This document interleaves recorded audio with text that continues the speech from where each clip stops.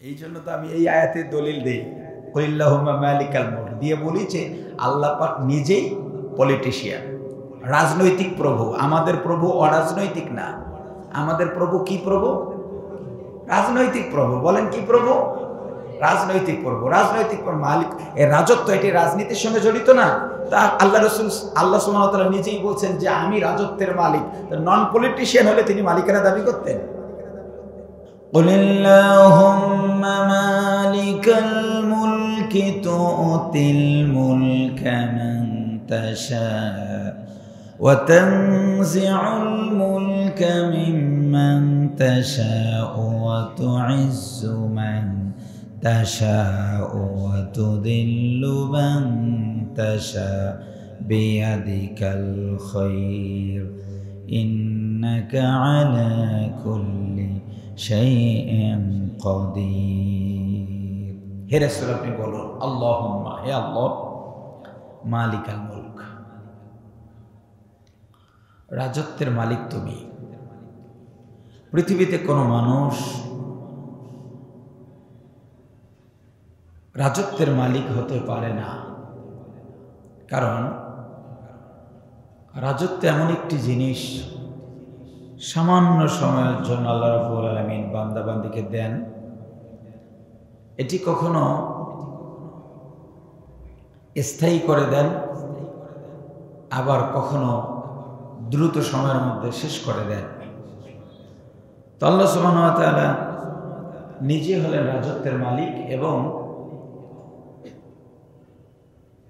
তিনি একচ্ছত্র একমাত্রই মালিক, বাকি কোনো মালিকই রাজত্বের মালিক না। কারণ পৃথিবীতে যারা রাজত্বের দাবিদার ছিল, এখন পৃথিবীতে একজন রাজাও নেই। এটি সব সময় পরিবর্তন হয়ে যায়। এখন যারা আছেন তারা তো চিরকাল থাকবে। কি বলেন? আপনাদের কাছে মনে হয় এখন যারা আছে চিরকাল থাকবে? আবার যারা আসবেন তারা চিরকাল থাকবেন না। এটি খুব একটা ইম্পর্টেন্ট জায়গা। ক্ষমতা কখনো স্থায়ী মানুষের জন্য হয় না, কারণ এর মালিক আল্লাহ তাআলা। সুতরাং তার কাছেই শুধু স্থায়ী ক্ষমতা, আর কারো কাছে স্থায়ী ক্ষমতা থাকবে না। এই জন্য আল্লাহ রাব্বুল আলামিন আরো একটি আয়াতের মধ্যে বলেন, তাবারাকাল্লাযী বিয়াদিহিল মুলকু ওয়া হুয়া আলা কুল্লি শাইইন কাদির। মহান সেই মহান প্রভু আল্লাহ, যার হাতে ক্ষমতার চাবিটা তিনি রেখে দিয়েছেন, রাজত্ব তার হাতের মুঠোয় তিনি রেখে দিয়েছেন।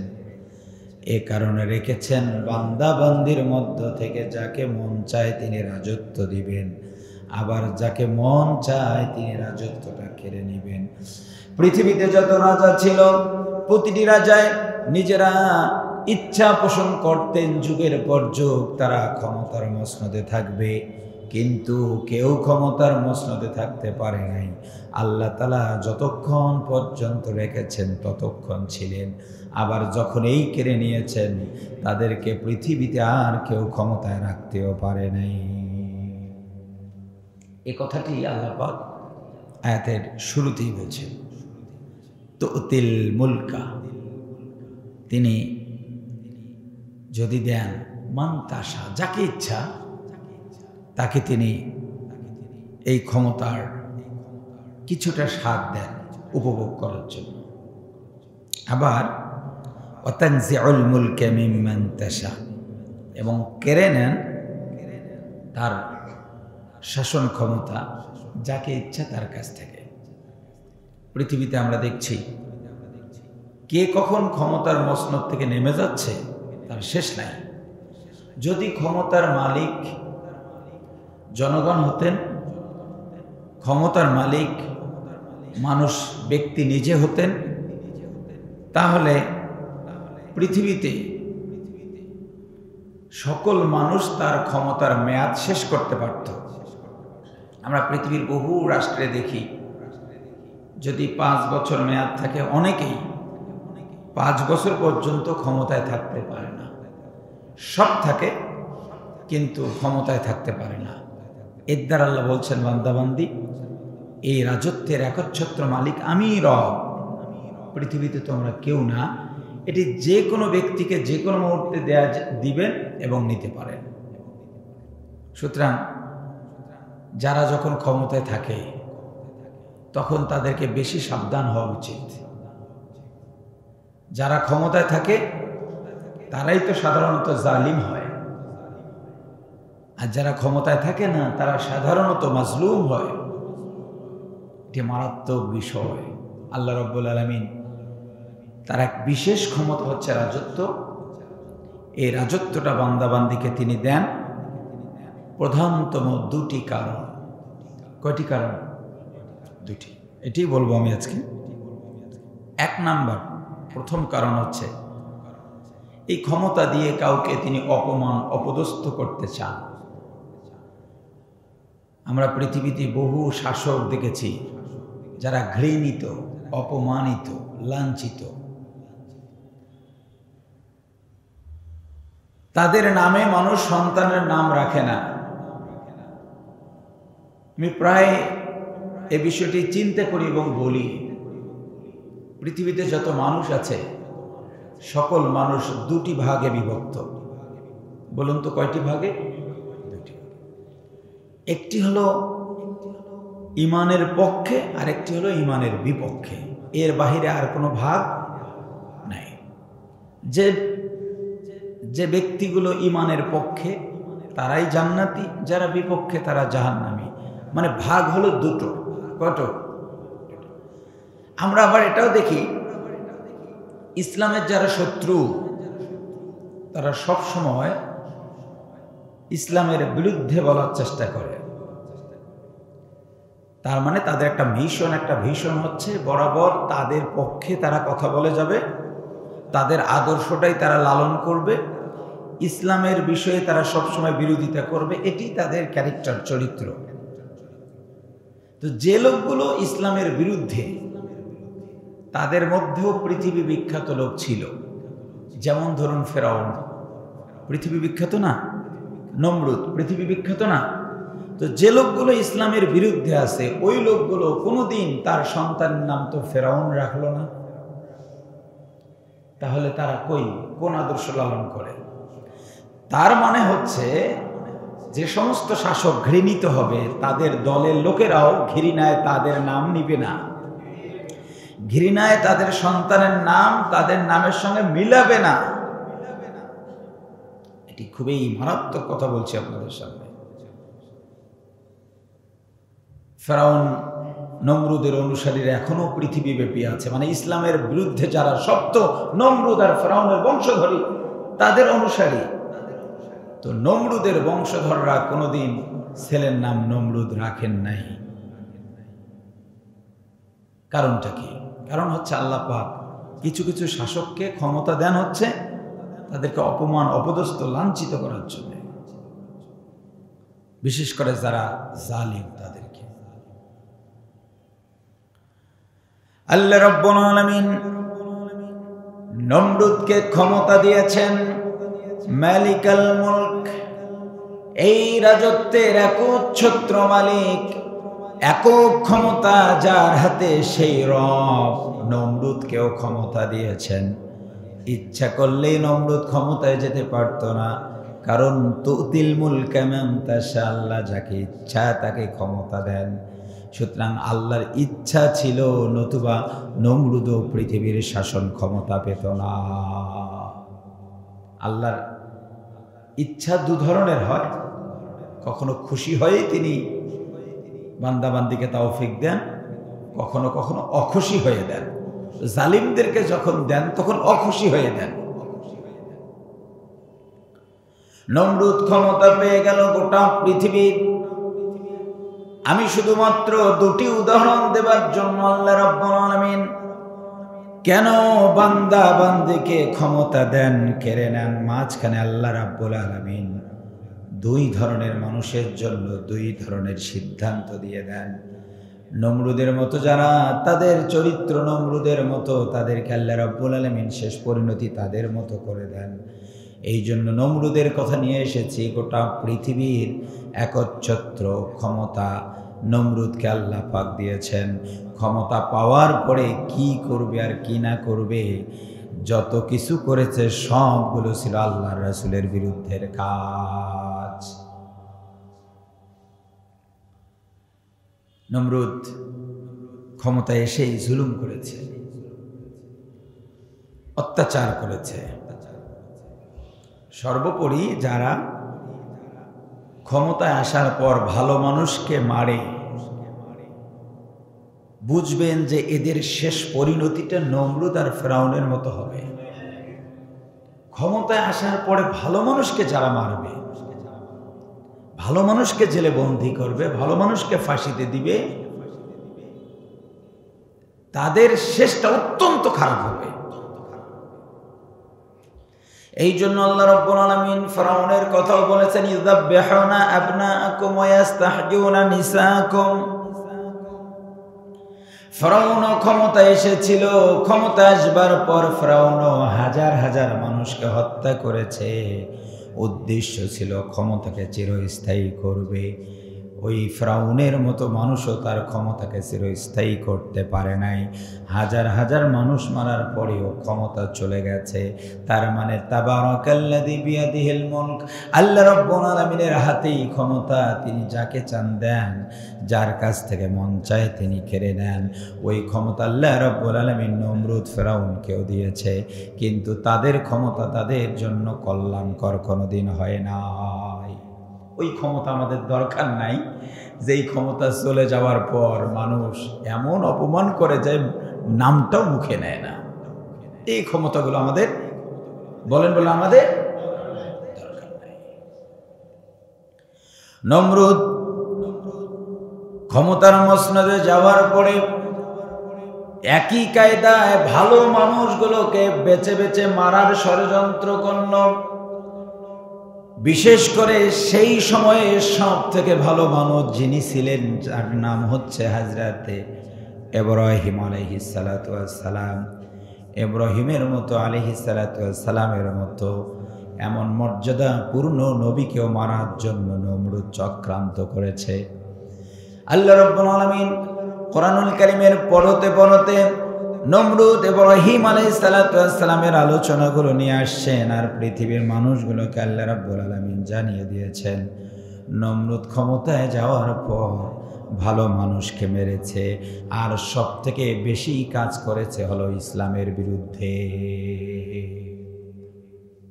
গোটা পৃথিবীর শাসন ক্ষমতা ছিল, অপরাধটা কি ভালো মানুষ মেরেছে, ইসলামের ক্ষতি করেছে, বাস। আর অপরাধের দরকার নাই। এই দুইটা অপরাধ এখন পৃথিবীতে যারা করবে ওদেরও শেষ পরিণতিটা নমরুদের মতোই হবে। ক্ষমতায় আসলে ভালো মানুষকে ভালো জায়গায় রাখতে হবে, খারাপ মানুষকে কোথায় রাখতে হবে? জেলখানায়। খারাপ মানুষকে জেলখানায়। যদি কোনো গভর্নমেন্ট এই পলিসি অ্যাপ্লাই করে তাহলে ওরা রাইট, মানে ভালো মানুষের প্রতি গভীর সমবেদনা, প্রেম, ভালোবাসা দেখাবে, আবার খারাপ মানুষের প্রতি ভালোবাসা দেখাবে, ওই গভর্নমেন্টও চলবে না। ভালোটাকে ভালো জায়গায় রাখতে হবে, খারাপটাকে খারাপ জায়গায় রাখতে হবে। এটি আল্লাহ পাকের বিরাট নিয়ামত। এই নিয়ামত পাওয়ার সাথে সাথেই ভালো মানুষগুলোকে হত্যার চক্রান্ত করলো। ইব্রাহিম আলাইহিস সালাতু ওয়াস সালামকে কেমনে মারবে নানান পরিকল্পনা করেছে। মারার আগে দিয়ে এলাকার লোকগুলো বলেছেন, নমরুদ আপনার যে রাজত্ব আছে, আপনি তো জালিম, ভালো মানুষ যদি আপনার দেশে থাকে তাহলে ওই ক্ষমতায় তারা আপনাকে রাখবে না। কি করা যায়? এখানে আবার ভালো মানুষ আছে? হ্যাঁ আছে আছে। খুঁজে খুঁজে বের করেছে ইব্রাহিম আলাইহিস সালামকে। বলছে কেন? ইব্রাহিম কি করে? যে ইব্রাহিম তাওহীদের দাওয়াত দেয়। সুবহানাল্লাহ। বলছে নিয়ে আসো আমার কাছে। নানান প্রস্তাব দিয়েছে ইব্রাহিম, এটা দিব ওটা দিব, প্রয়োজনে আমার মন্ত্রী পরিষদের সদস্য তুমি হও। কারণ ইব্রাহিম আলাইহিস সালামের পিতা ইয ক্বালা ইব্রাহিমু লিআবিহি আযরা আতাত্তাখিযু আসনামান আলিহা, ইন্নী আরাকা ওয়া কওমাকা ফি দালালিম মুবিন। আল্লাহ তাআলা কোরআনে বলছেন যে ইব্রাহিম আলাইহিস সালাতু ওয়াস সালাম তার পিতাকে দাওয়াত দিয়েছেন। পিতা হচ্ছে আজর অথবা তারিক। মুফাসসিরগণ লিখেছেন আজর অথবা তারিক তিনি ছিলেন নমরুদের মন্ত্রী পরিষদের সদস্য। তো মন্ত্রীর ছেলে তো আপনা আপনি মন্ত্রী হয়ে যাবে, কি বলেন ঠিক কিনা? ইব্রাহিম আলাইহিস সালাতু ওয়াস সালাম বলছেন না, আমাদের মন্ত্রিত্বের দরকার নাই, আমার দরকার হচ্ছে এই দেশকে আগে সংস্কার করে নেওয়া, রাষ্ট্রকে সংস্কার করে নেওয়া। ইব্রাহিম আলাইহিস সালাতু ওয়াস সালাম তো রাষ্ট্র সংস্কারে ভূমিকা রেখেছেন, কি বলেন ঠিক কিনা? রাষ্ট্র সংস্কার মানে কি? ওই রাস্তার একদিক থেকে ধরবো আর একদিক পর্যন্ত পরিষ্কার করে দিব, একদম ক্লিন করব, রাস্তায় কোনো ময়লা থাকবে না, গোটা দেশ পরিষ্কার করলে সংস্কার হয়ে যাবে? এই সংস্কারটা হচ্ছে সমাজে যে জুলুম ছিল এগুলো দূর করতে হবে, খারাপ মানুষগুলোকে ভালো পথে নিয়ে আসতে হবে, ভালো মানুষগুলোকে প্রমোট করতে হবে, ভালো মানুষকে ভালো জায়গায় পৌঁছাতে হবে, প্রতিটি লোকের স্ব অধিকারগুলো নিশ্চিত করতে হবে, তাহলে রাষ্ট্র সংস্কার হয়। ইব্রাহিম আলাইহিস সালামের সাথে এই জায়গায় ভূমিকা রেখেছেন। নমরুদ যে জুলুম করে এই জুলুম থেকে দূর করে তাকে একটা সামঞ্জস্যপূর্ণ জায়গায় নিয়ে আসার চেষ্টা করেছে। ইব্রাহিম আলাইহিস সালাম বয়সে একেবারে তরুণ, আলহামদুলিল্লাহ তিনি যখন রাষ্ট্র সংস্কারের কাজ শুরু করেছেন তাওহীদের দাওয়াত দিয়ে, ঠিক তখন নমরুদ তাকে গ্রেফতার করার চেষ্টা করল। প্রথমে কাছে ডেকে নিল, ডেকে নিয়ে নানান প্রস্তাব দিল। যে সমস্ত রাষ্ট্রনায়ক ক্ষমতার মসনদে যাওয়ার পর ক্ষমতাকে স্থায়ী করতে চায়, তাদের আরেকটা অপরাধ হলো এরা তো ভালো মানুষগুলোকে মারে, পাশাপাশি আরেকটা অপরাধ করে, তা হলো নিজকে রবের জায়গায় পৌঁছায় দেয়। রবের জায়গায় বলতে রবের পাওয়ার হলো তার বিধান দিয়ে পৃথিবীর মানুষ চলবে, ওই জায়গায় গেলে নিজের পাওয়ারগুলো খাটানোর চেষ্টা করে।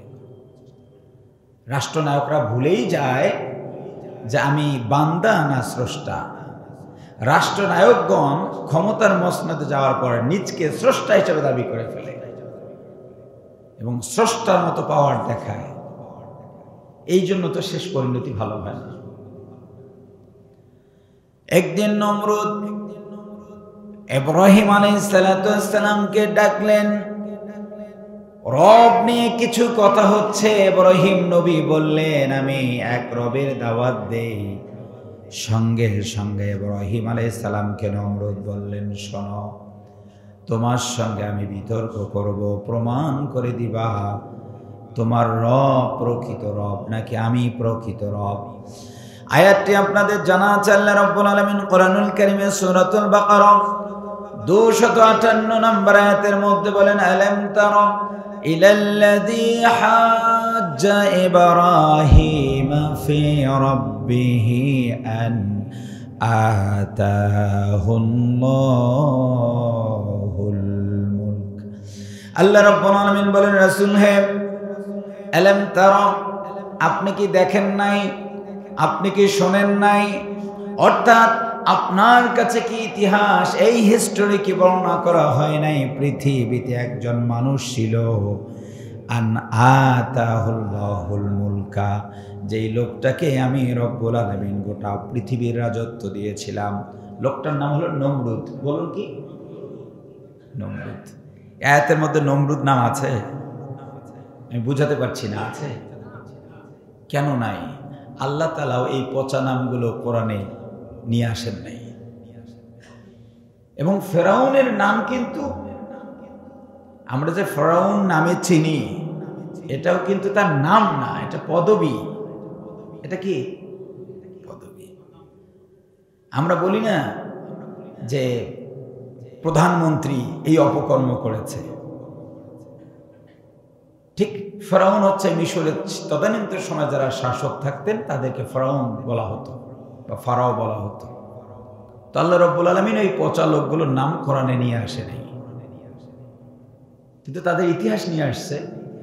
যুগে যুগে তো ওই রকম লোক তৈরি হবে, কি বলেন, তাই না?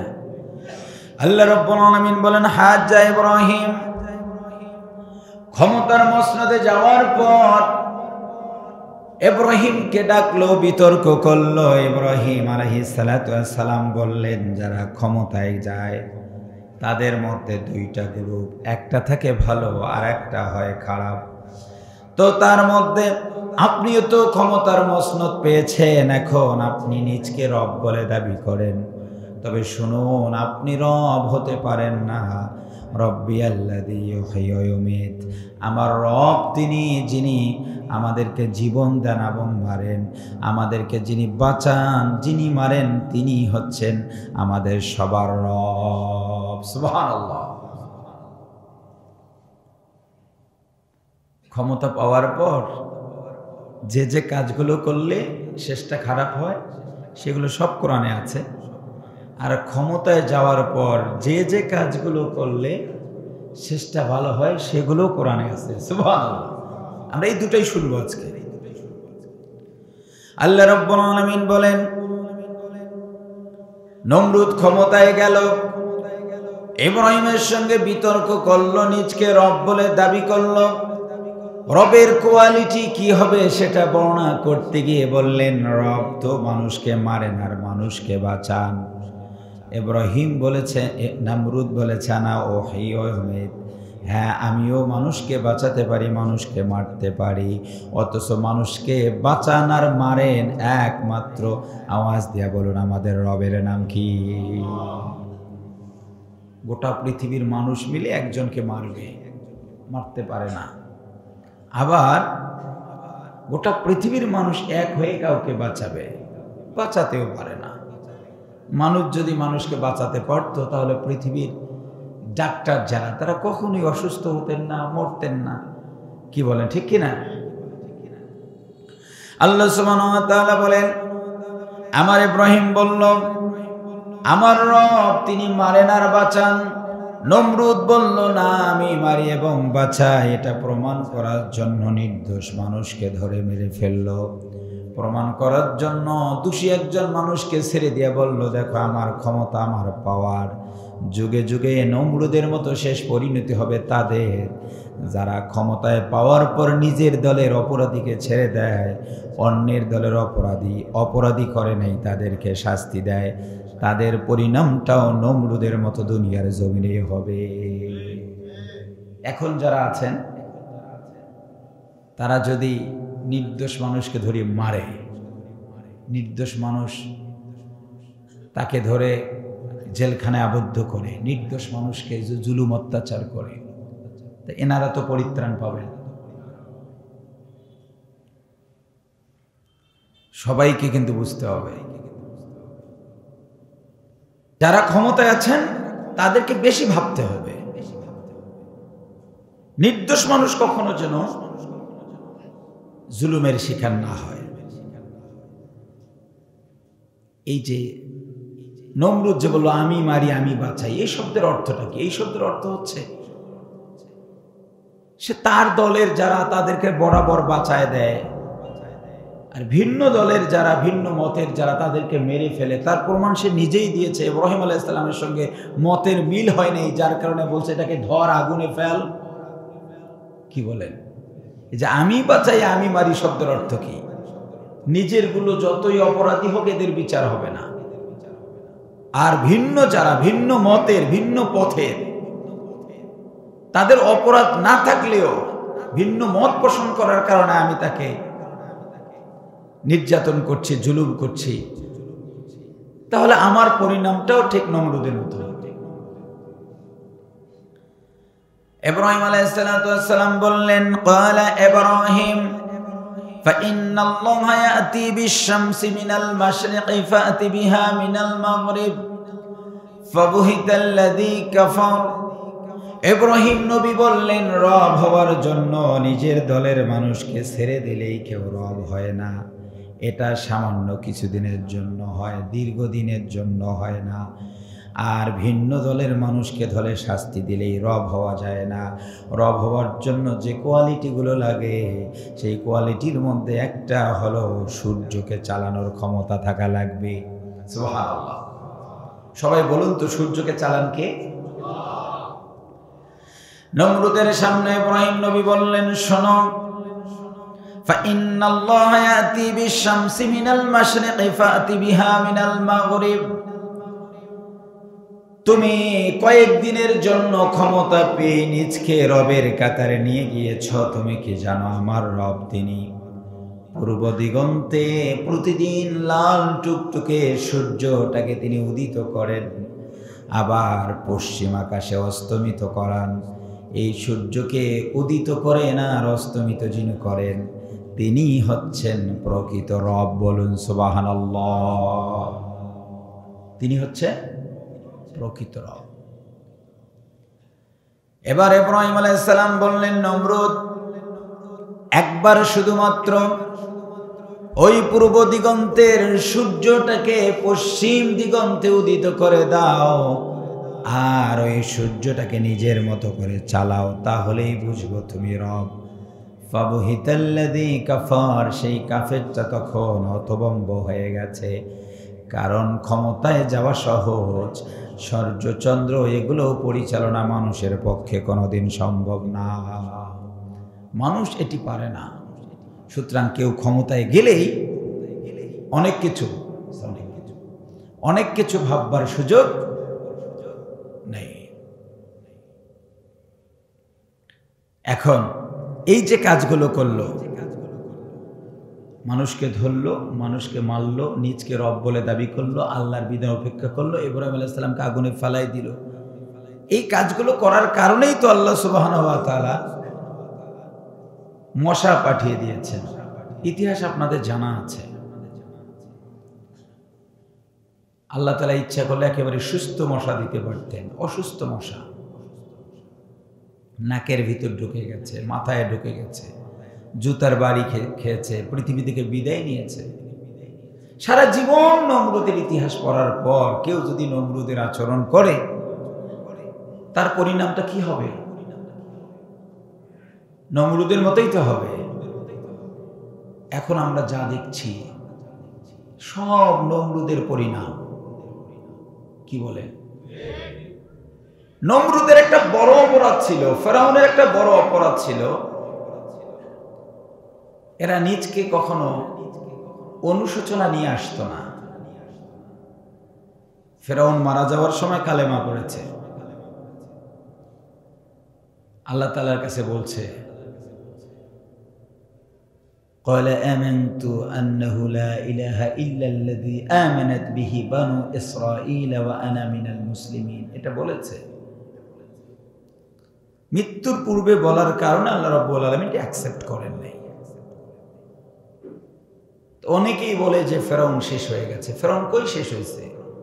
আমাদের চোখের সামনের ফেরাউন, এরা মৃত্যুর কাছে গিয়েও তো এরা ওদের মতো অন্তত নামকে হস্তে কালেমাও তো পড়ে না। এরা তো আরো খারাপ, উস্কে দিয়ে আরো অপরাধগুলোকে ঢাকার চেষ্টা করে। ওই ফেরাউন তো মৃত্যুর আগে অনুশোচনা করেছে। কি বলে? সূরা ইউনূস আমি আয়াত বললাম, আল্লাহকে বলছে আমানতু, ঈমান আনলাম, আন্নাহু লা ইলাহা, তুমি ব্যতীত কোনো ইলাহ নাই, ওয়া আমি আবার ঈমান আনলাম, ইসলাম গ্রহণ করলাম, ওয়া আনা মিনাল মুসলিমিন, মুসলমান হয়ে গেলাম। এতগুলো অনুশোচনা আল্লাহ অ্যাকসেপ্ট করেন নাই, যে না শেষ প্রান্তে অ্যাকসেপ্ট করব না। কিন্তু বর্তমানে যেগুলো ফেরাউন, এই ফেরাউন তো দেখি এতটুকু অনুশোচনা এদের মধ্যে নাই। মনে রাখতে হবে, নমরুদের মতো কাজ যারা করবে, পরিণামটা নমরুদের মতোই অপমান অপদস্থের হবে, এটা কেউ ঠেকাতে পারবে না। মানুষ মানুষকে কোনোদিন অপমান করতে পারে না, মানুষ মানুষকে কখনো অপদস্থ করতে, এটি সব সময় বলুন তো কার পক্ষ থেকে হয়? আল্লাহর পক্ষ থেকে হয়। সুতরাং যারা অপমান হচ্ছেন একটু তওবা করেন, অনুশোচনা করেন, অন্তত ফেরাউনের মতো বলা বলি করেন, গ্রহণ করবেন না করবেন তিনি বুঝেন। কি বলেন, ঠিক কিনা? আপনি তো সেটাও করেন না। আল্লাহ আমাদেরকে হেফাজত করুন, বলে আমিন।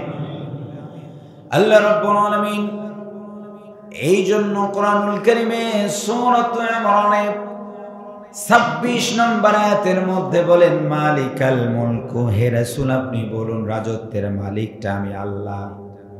এটি মাঝে মধ্যে দেই সামান্য কিছুদিনের জন্য, আর দেখি রাষ্ট্রনায়করা কি কাজ করে, যারা ক্ষমতায় যায় তারা কি কাজ করে।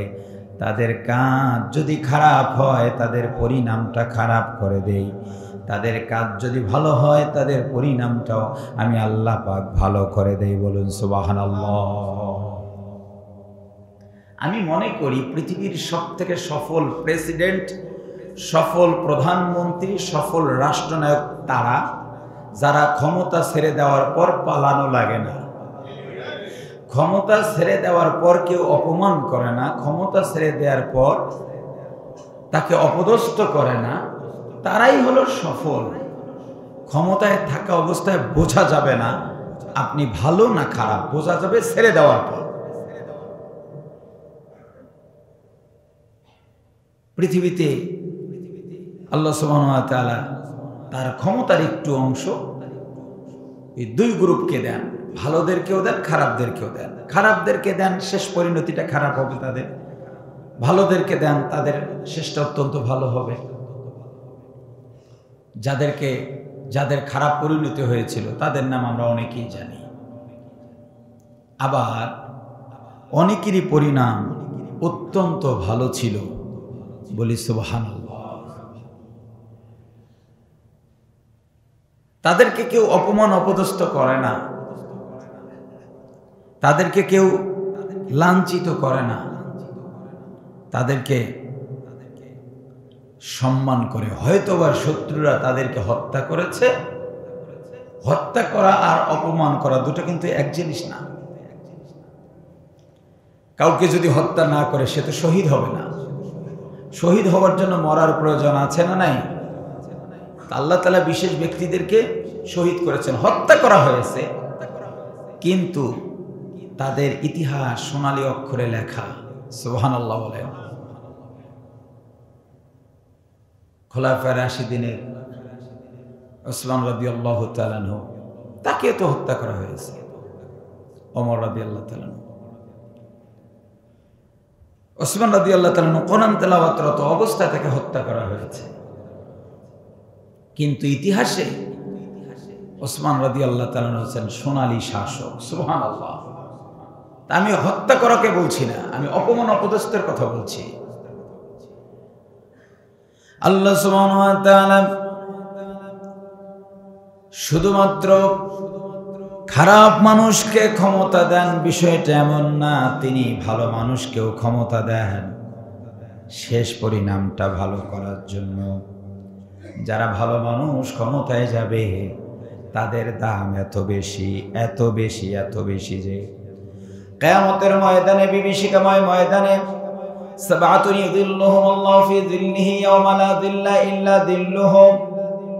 মারাত্মক একটি কথা বলছি, সহিহ বুখারীতে হাদিস, আল্লাহর নবী সাল্লাল্লাহু আলাইহি ওয়াসাল্লাম বলেছেন, কিয়ামতের ময়দানে আল্লাহর আরশের ছায়া ব্যতীত আর কোনো ছায়া পাওয়া যাবে, কোনো ছায়া থাকবে না। এই টেম্পারেচার 5 থেকে 5.5 কোটি ডিগ্রি সেলসিয়াস হবে। মিলিনাও মিলাইনির মাথার কাছাকাছি আসবে, মানুষ অস্থির হবে, যাবে কোথায়? আইনাল মাফার, পালানোর কোনো জায়গা নেই। সেদিন মানুষ একটা জায়গা পাবে, শীতাতপ নিয়ন্ত্রিত। আল্লাহ রব্বুল আলামিন 7 স্টার ভিআইপি 7 শ্রেণীর মানুষকে কিয়ামতে ডেকে বলবে, আসো আমার এই আরশের নিচে তুমি থাকবা। সুবহানাল্লাহ বলেন। পৃথিবীতে আল্লাহ রব্বুল আলামিন ক্ষমতা দেন, খারাপদেরকেও দেন, ভালোদেরকেও দেন। ক্ষমতা পেলেই মনে করা যাবে না আল্লাহ রাব্বুল আলামিন আমাকে পছন্দ করে দিয়েছেন, কারণ ক্ষমতা খারাপের কারণ হয়। আবার যাদেরকে ভালোর জন্য দেন তাদের দামটা এত বেশি হয় যে কিয়ামতের ময়দানে ওই কঠিন সিচুয়েশনে রাসূল সাল্লাল্লাহু আলাইহি সাল্লাম বলেন, আল্লাহ পাক 7 শ্রেণীর মানুষকে ডেকে বলবে, আমার আরশের নিচে আসো, আর এই জায়গায় তুমি থাকো, নিরাপদে থাকো, তোমার শরীরে কোনো তাপ লাগবে না। ওই দিন কারা? আমরা ধারণা করব 1 নাম্বারটা মনে হয় নামাজি, 1 নাম্বারটা মনে হয় যাকাত আদায়কারী, 1 নাম্বারটা মনে হয় হজকারী। আমরা এটাই তো মনে করব, কারণ আমরা মনে করি এই কয়টাই শুধু ইবাদত। কথা বলেন না কেন? আমরা কি মনে করি নামাজ রোজা হজ যাকাত ইবাদত শেষ, আর ইবাদত নাই। কিন্তু রাষ্ট্রনায়ক হওয়াটাও ইবাদত, ঠিক কিনা? যদি নাই হবে তাহলে কিয়ামতে 7 শ্রেণীর 1 শ্রেণী ইমামুন আদিলুন, 1 নাম্বারটা হলো ন্যায়পরায়ণ শাসক। সুবহানাল্লাহ। তার মানে নামাজ পড়েই শুধু জান্নাত যাওয়া যায় বিষয়টা এমন না, মেম্বার হয়েও জান্নাত যাওয়া যায়, চেয়ারম্যান হয়েও জান্নাত যাওয়া যায়, এমপি হয়েও জান্নাত যাওয়া যাবে, প্রধানমন্ত্রী হয়েও জান্নাত যাওয়া যাবে। নমরুদরা প্রধানমন্ত্রী হয়ে জাহান্নামে গেছে, উল্টো আবার অসংখ্য পৃথিবীতে শাসক এসেছেন যারা ক্ষমতায় যাওয়ার পর ওই নিয়ামতের কারণে আল্লাহ রাব্বুল আলামিন তাদেরকে এত দাম দিবেন যে ইমামুন আদিলুন। রাসূল বলেছেন 1 নাম্বারটাই তারা, ন্যায়পরায়ণ শাসক যারা, তাদেরকে ডেকে আল্লাহ ভিআইপি চেয়ার দিয়ে দিবে। তাহলে শাসক হয়ে একরোল করে 7 শ্রেণীর ভিআইপি মানুষের প্রথম সিরিয়ালে যাওয়া সহজ। সুবহানাল্লাহ। আপনি শাসক না হলে 1 নম্বর রোলটা পাবেন না। এটি তো 1 নম্বরটা আল্লাহ রাসূল সাল্লাল্লাহু আলাইহি ওয়াসাল্লাম বলছেন এটা শাসকদেরকে দিয়ে দেওয়া হয়েছে। আর আপনারা বলেন ইসলামে রাজনীতি নেই। এই জন্য তো আমি এই আয়াতের দলিল দেই, কুলিল্লাহুম্মা মালিকাল মুলক দিয়ে বলি যে আল্লাহ পাক নিজেই পলিটিশিয়ান, রাজনৈতিক প্রভু। আমাদের প্রভু অরাজনৈতিক না, আমাদের প্রভু কি প্রভু? রাজনৈতিক প্রভু। বলেন কি প্রভু? রাজনৈতিক প্রভু। রাজনৈতিক মালিক, এর রাজত্ব এটি রাজনীতির সঙ্গে জড়িত না। তা আল্লাহ রাসূল আল্লাহ সুবহানাহু ওয়া তাআলা নিজেই বলছেন যে আমি রাজত্বের মালিক। নন পলিটিশিয়ান হলে তিনি মালিকানা দাবি করতেন? সুবহানাল্লাহ বলেন। ওই রব কিয়ামতের ময়দানে 1 নম্বরে আরশের নিচে ছায়া দিবেন শাসকদেরকে, ন্যায়পরায়ণ যারা। ওই রব এই পৃথিবীতে আবার অনেক শাসককে প্রেরণ করেছেন, যেই শাসকগুলো পৃথিবীতে ছিলেন ফেমাস। আবার ওই সমস্ত শাসক কিয়ামতের ময়দানে আল্লাহ পাকের জান্নাতের বড় চেয়ারটাও তারা পেয়ে যাবে। ওয়ালাকাদ আতাইনা দাউদ ওয়া সুলাইমানা ইলমা। পিতাও শাসক, ছেলেও শাসক। সুবহানাল্লাহ বলেন। কি দিয়ে? বিশাল ক্যাডার বাহিনী তৈরি করে জোর করে জনগণের অধিকার ছিন্ন করে সুলাইমান নবী, দাউদ নবী দুজনেই ক্ষমতায় ছিলেন। না বললেন না? জোরে বলেন ঠিক। নাউযুবিল্লাহ। তাদের ক্ষমতায় যাওয়ার হাতিয়ারটা কি ছিল? ওয়ালাকাদ আতাইনা। এই জন্য আল্লাহ তাআলা বলছেন আমি ওই দুইজনকে দিয়েছি, দাউদ ওয়া সুলাইমান, দাউদ এবং সুলাইমানকে ইলমা, নলেজ ইজ পাওয়ার, জ্ঞান দিয়েছি। সুবহানাল্লাহ। আর জ্ঞানের বিপ্লব দিয়ে তারা পৃথিবীর শাসন কার্য পরিচালনা করেছেন। এই শ্রেণীটা আল্লাহর পছন্দের শাসক শ্রেণী। সুবহানাল্লাহ। এটা ওই দিকের না, এই দুইটা শ্রেণী আমি বুঝাচ্ছি আপনাদেরকে। তারা জ্ঞান দিয়ে, জ্ঞানের বিপ্লব ঘটিয়ে শাসন কার্য পরিচালনা করছে। তা আপনি যে দল করেন সেখানে জ্ঞানের চর্চা নাই, টাকার চর্চা, তাহলে ওই দল কখনো সুলাইমান নবী আর দাউদ নবীর দল হতে পারে না। কথা বলছেন না কেন? যেই দল করলে পরে আপনাকে পড়াবে,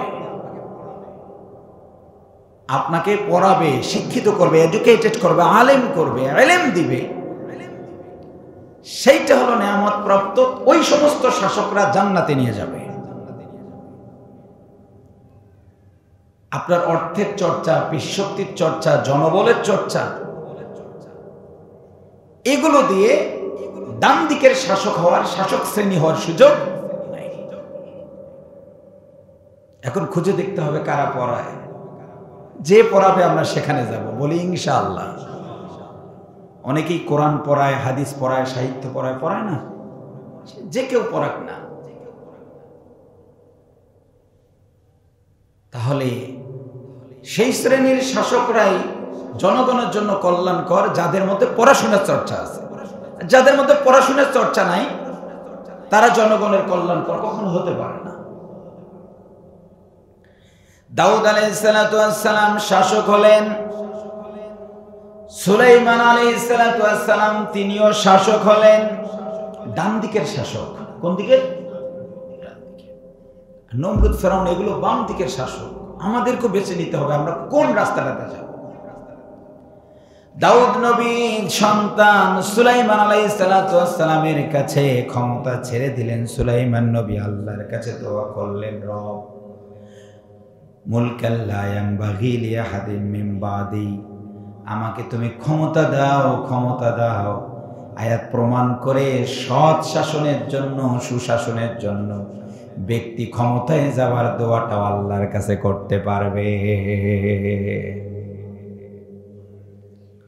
সুলাইমান নবী দোয়া করেছেন, ইয়া রব রব্বি মুলকান লা ইয়ানবাগি লিআহাদিন মিন বাদি, আমাকে এমন রাজত্ব দাও, ক্ষমতা দাও যা তুমি দুনিয়াতে কোনোদিন কাউকে দাওনি, আগামীতে কাউকে দিবা না। আল্লাহ বললেন তোমার প্যাকেজ দোয়াটাই কবুল করলাম। এই জন্য সুলাইমান আলাইহিস সালাতু ওয়াস সালামের মতো শাসক পৃথিবীতে আর একজনও আসবে না। তার এক্সেপশনাল কিছু পাওয়ার আল্লাহ পাক দিয়েছেন। আমি সেদিকে যাব না, এগুলো অনেক আয়াত। তার কথা বাতাস শুনতো, সুবহানাল্লাহ বলেন। তার কথা জিন শুনতো, মানুষ তো শুনতোই, প্রাণীকুল শুনতো। আচ্ছা, আমার কথা একটা প্রাণী শুনে আর বুঝে, এটা একটা কোয়ালিটি। আমার কথা যে বুঝে, এটা তার কোয়ালিটি, বুঝাতে পারি নাই। ধরুন আমি কথা বলি, আমার কথা যে বুঝে, এটি তার কোয়ালিটি। ধরুন আমি বাংলায় কথা বলছি, তো আমেরিকার একজন লোক আমার এই বাংলা ভাষাটা বুঝে, তাহলে বোঝা যাচ্ছে এটা আমার কোয়ালিটি না, যে বুঝে তার কোয়ালিটি। কি বলেন, তাই না? সুলাইমান আলাইহিস সালাতু ওয়াস সালাম কথা বলতেন, তার কথা সবাই বুঝতো। আবার এই প্রাণীরা যে কথা বলতো সেটা সুলাইমান নবী বুঝতেন। সুবহানাল্লাহ। মানে সুলাইমান আলাইহিস সালাম পাখির কিচির মিচিরে কি বলে এটা বুঝতেন, পিপিলিকা কি বলে এটা বুঝতেন, গরু ছাগলগুলো কি বলে এটা বুঝতেন, সমুদ্রের মৎস্যকুল কি বলে এটা বুঝতেন। সুবহানাল্লাহ, এত কিছু বুঝতেন। এই জন্য বলছি নলেজ ইজ পাওয়ার।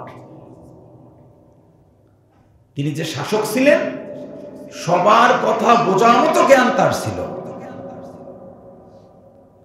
আর আল্লাহর কাছে দোয়া করেছেন। এই জন্য যারা সুশাসন প্রতিষ্ঠা করতে চায়, নমরুদ ফেরাউনের মতো হতে চায় না, তাকে আগে থেকেই সারেন্ডার করতে হবে, আল্লাহর কাছে দোয়া করতে হবে, রব্বুল আলামিন তুমি যদি আমাদেরকে শাসক বানাও তাহলে আমরা জনগণের খাদেম হয়ে যাব। কি বলেন, ঠিক কিনা? ইব্রাহিম আলাইহিস সালাম নমরুদকে এত বুঝিয়েছেন, বুঝে নাই।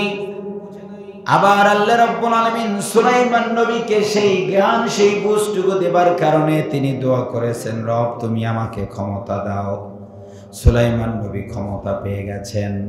সবাই তার কথা শুনে তিনি যখন অভিযানে যান, কোন প্রত্যন্ত অঞ্চল পর্যবেক্ষণ করার জন্য রওনা করেন, তখন আল্লাহ রাব্বুল আলামিন তার অধীনস্থ যাকে যাকে ইচ্ছা তিনি সঙ্গী করে নেন।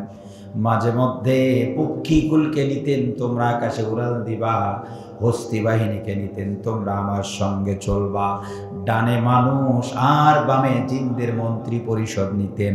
বিশাল তক্তে নিয়ে গ্রামে গ্রামে খুঁজে জনগণের প্রতিটি কথাই বোঝার চেষ্টা করতেন। আল্লাহ রাব্বুল আলামিন সবগুলো আয়াতে দিয়েছেন, ওয়া হাশারা লি সুলাইমান ওয়া জুনুদুহু মিনাল জিন্নি ওয়াল ইনসি ওয়াত তায়রি ফাহুম ইউজাউন।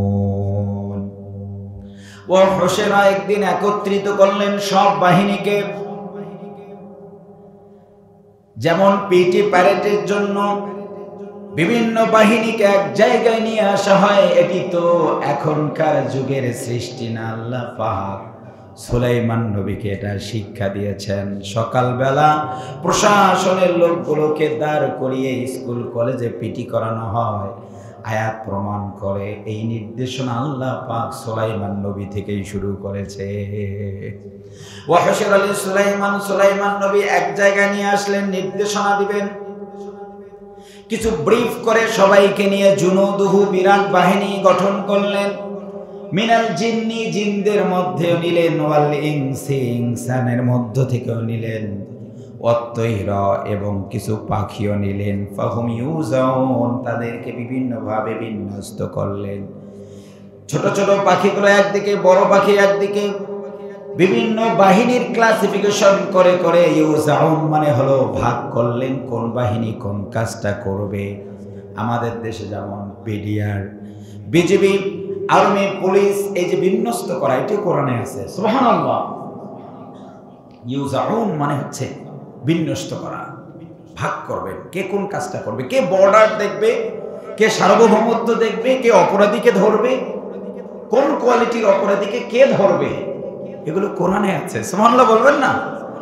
আল্লাহ রাব্বুল আলামিন সূরাতুন নামলের 17 এবং 18-তে বলেন, সুলাইমান নবী বিন্যস্ত করে ভাগ করে বিভিন্ন বাহিনী ক্লাসিফিকেশন করে এখন রওনা করলেন অভিযানের দিকে।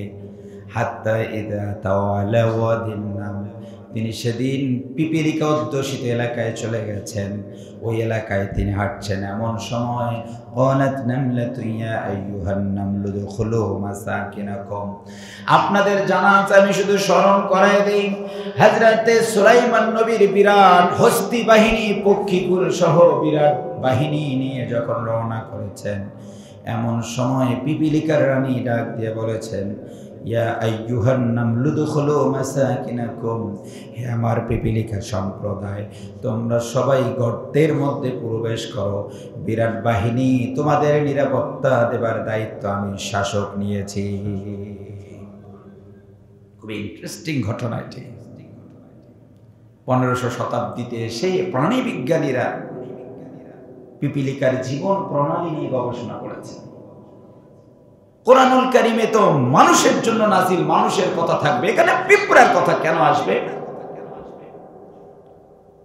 তারা অবাক হয়েছেন।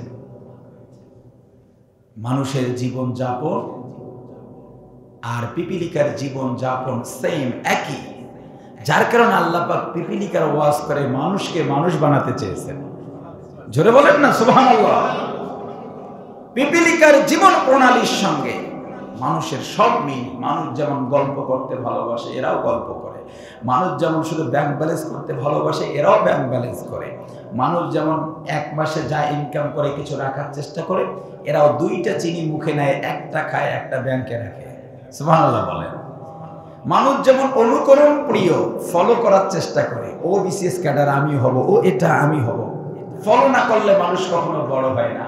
পিপিলিকা 100% অনুসরণ করে। সামনের পিঁপড়া যে এই দিক দিয়ে যায়, পিছনে একটা ওই দিক দিয়ে যায়, মানে আইডল সে 100 মানে। সুবহানাল্লাহ।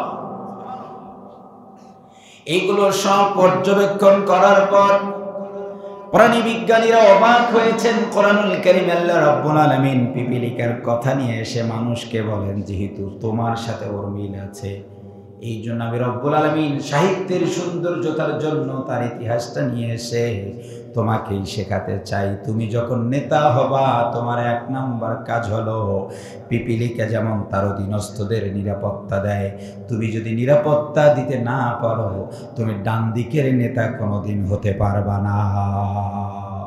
নিরাপত্তা দিতে হবে, নিরাপত্তাটা দিতে হবে। পিপিলিকা তাদের নিরাপত্তা দিয়ে দিল। এবং কি মারাত্মক নেতা! পিপিলিকার রানী, নেত্রী, মুয়ান্নাস, তলাত ব্যবহার করা হয়েছে।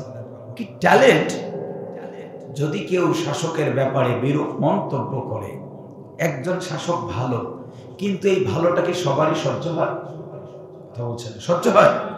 বলেন তো, ভালো শাসকেরও শত্রু আছে না নাই? ভালো শাসক যে কাজগুলো করবে, সেই কাজগুলো কল্যাণের না অকল্যাণের, এটা বোঝার জন্য আল্লাহ এখানে বলছেন, লা ইয়াহতিমান্নাকুম সুলাইমান ওয়াল জুনুদু। পিপিলিকার রানী ওয়াজ করছে তার অধীনস্থ পিপিলিকাদেরকে, শোনো, তুমি ভাববে সুলাইমান নবী যদি আসে, তার বাহিনী যদি পিপিলিকাগুলোকে মেরে ফেলে, একটি জুলুম হবে। না, একজন ন্যায়পরায়ণ শাসক পিপিলিকার উপর কোনোদিন জুলুম করে না। আপনাদের সুবহানাল্লাহর আওয়াজ হয়নি? মানুষ তো অনেক পরের বিষয়। তুমি নিষ্পাপ পিপিলিকা, তোমাকে অন্যায়ভাবে মারবে সুলাইমান নবী, তার বাহিনী। এরকম শাসক ভালো শাসক হয় না। যদি কখনো মারে, মনে রাখবা, ওহুম লা ইয়াশউরুন, অজান্তে 2-4টা মরবে। কি বলেন? একজন ভালো শাসক জুলুম করে কাউকে কখনো মারতে চাবে। আমি যে বিষয়টা বলার চেষ্টা করছি, পরে আয়াতে আল্লাহ বলছেন হাত্তা ইযা তাওয়ালা ওয়াদিন নামল, আয়াত বলার পরে আল্লাহ রাব্বুল আলামিন যখন পিপিলিকার গল্প শুনিয়ে দিলেন, বাতাস যেহেতু সুলাইমান নবীর কথা শুনে বাতাস দ্রুত সুলাইমান আলাইহিস সালামের কর্ণগহ্বরে পৌঁছায় দিয়েছে। সুলাইমান, আপনার বাহিনী অনেক দূরে, আর ওই যে পিপিলিকা গল্প করে গল্পটা আপনি একটু শুনুন। সুলাইমান আলাইহিস সালাম গল্প শোনার পরে এই নেত্রীর তার বিচক্ষণতা দেখার কারণে সুলাইমান ফাতাবাসসামা দাহিকাম মিন কওলি, সর্বপ্রথম তিনি হাসা শুরু করেছেন। মানুষ যখন আনন্দে থাকে তখন কান্দে না হাসে? আচ্ছা, যারা ক্ষমতায় যায় তারা কাঁদে না হাসে? আর যারা ক্ষমতা থেকে পড়ে যায় তারা কাঁদে না হাসে?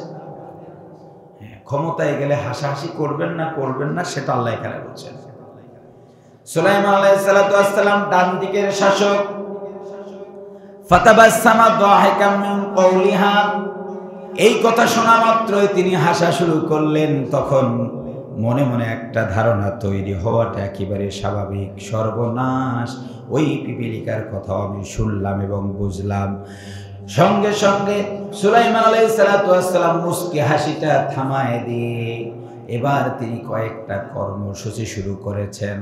ভালো শাসক যারা শেষটা ভালো করতে চায় তাদেরকে এই কর্মসূচিগুলো পালন করার দরকার আছে না নাই?